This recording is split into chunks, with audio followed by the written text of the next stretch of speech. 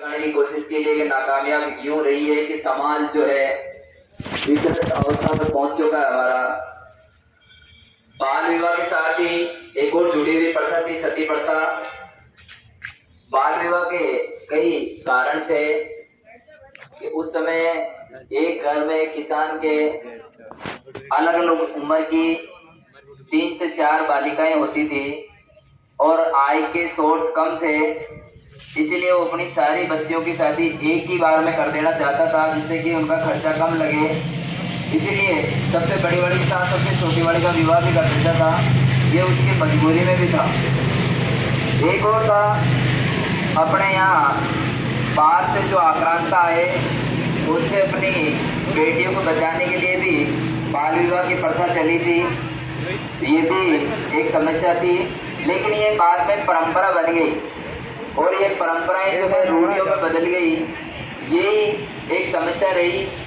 इसी के निराकरण के लिए हरविलास सारदा नाम के एक समाज सुधारक ने सन 1930 में बाल विवाह पर रोक लगाने के लिए एक जो उस समय तत्कालीन समय में अंग्रेजी सरकार थी उनसे आग्रह किया कि हमारे यहाँ समाज में ये कुप्रथा है, इस पे जो है रोक लगाई जाए।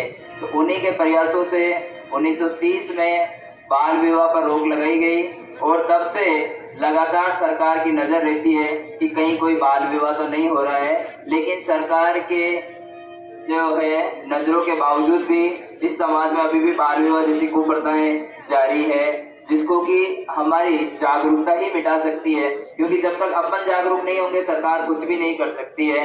ये मैंने हमेशा कहा था कि सरकारें बदलाव नहीं लाती है, बदलाव आम जनता जब मांगती है तब बदलाव आते हैं।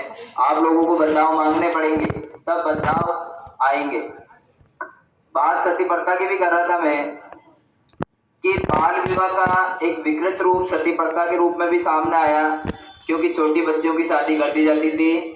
एक कोई समय रहा होगा जब किसी महिला के पति का देहांत हो गया होगा और वो आपस में बहुत प्रेम कर रहे होंगे, उनको आपस में बिछुड़ना पसंद नहीं था, तो उस महिला ने उस पति के साथ सती होने की इच्छा जाहिर की।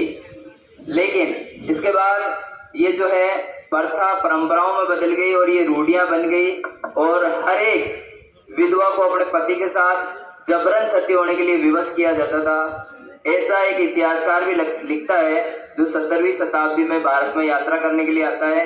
वो एक चिकित्सक भी रहता है, उसका नाम फ्रांसवा बर्नियर। उसने भी एक किताब लिखी जिसका नाम था the travels in the Mughal empire. जब वो भारत आया तब मुगलों का शासन था।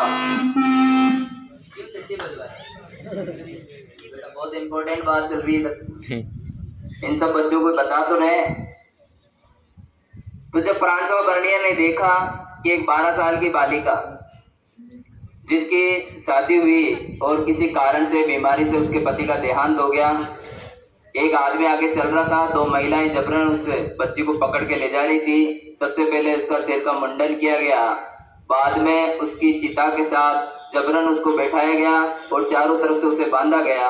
बांधने के बाद में उसे आग लगा दी गई और ये विभत्स जो घटना है फ्रांसवा बर्नियर ने अपनी आंखों से देखी और उसकी चहुं और आलोचना की। और जब अपन पढ़ते हैं इतिहास तो भारत की जो छवि है वो हमें धूमिल नजर आती है।